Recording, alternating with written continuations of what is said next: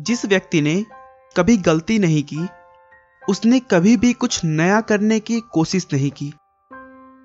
ऐसा कहना है विश्व के सुप्रसिद्ध वैज्ञानिक और भौतिक शास्त्री एल्बर्ट आइंस्टाइन का, जिन्होंने हमारे युग को इतना विकसित और डिजिटल बनाने में बहुत ही महत्वपूर्ण भूमिका निभाई है। वह अपने सापेक्षता के सिद्धांत और द्रव्यमान ऊर्जा समीकरण के लिए विख्यात हैं।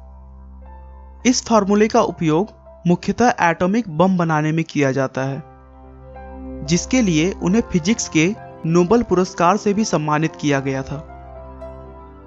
दोस्तों, आइए हम उनके बचपन में चलकर उन्हें अच्छे से जानने की कोशिश करते हैं। आइंस्टाइन का जन्म 14 मार्च 1879 को जर्मनी के यूम शहर में हुआ था।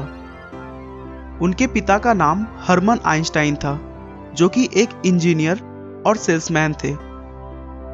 जब आइंस्टाइन पैदा हुए थे, उस समय उनका सर उनके शरीर के हिसाब से काफी बड़ा था। शुरू से ही वह अन्य छोटे बच्चों से अलग थे।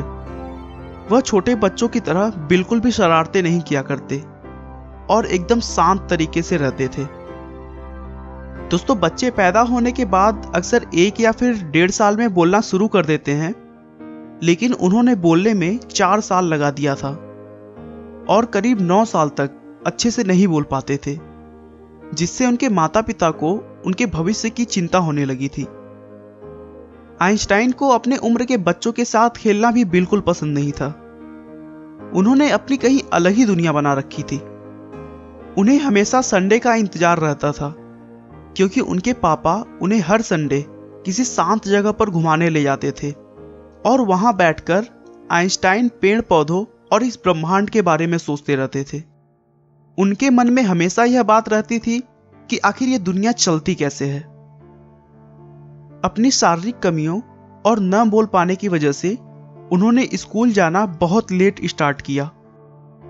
उन्हें स्कूल एक जेल की तरह लगता था। उनका मानना था कि स्कूल एक ऐसी जगह है जहां कोई भी आजाद नहीं है। इस सोच के पीछे एक कारण भी था। वह अपने टीचर्स की बताई हुई बातों को आसानी से एक्सेप्ट नहीं करते थे, क्योंकि उन्हें लगता था कि टीचर्स द्वारा पढ़ाई हुई चीजें अभी भी अधूरी हैं और इसीलिए वे उनसे बहुत अजीब अजीब से क्रॉस क्वेश्चंस किया करते थे, जिसकी वजह से टीचर्स भी उनसे बहुत चिढ़े हुए रहते थे और आइंस्टाइन को उन्होंने मंदबुद्धि भी कहना शुरू कर दिया था। बार बार मंदबुद्धि कहने के कारण आइंस्टाइन को एहसास होने लगा कि मेरी बुद्धि अभी विकसित नहीं हुई है, और एक बार बात बात में उन्होंने अपने एक टीचर से पूछा कि सर, मैं अपनी बुद्धि का विकास कैसे कर सकता हूं। टीचर ने एक लाइन में कहा, अभ्यास ही सफलता का मूल मंत्र है। टीचर की उन बातों को आइंस्टाइन ने अपने दिमाग में बिठा लिया और एक दृढ़ निश्चय किया कि अभ्यास के बल पर मैं एक दिन सबसे आगे बढ़कर दिखाऊंगा।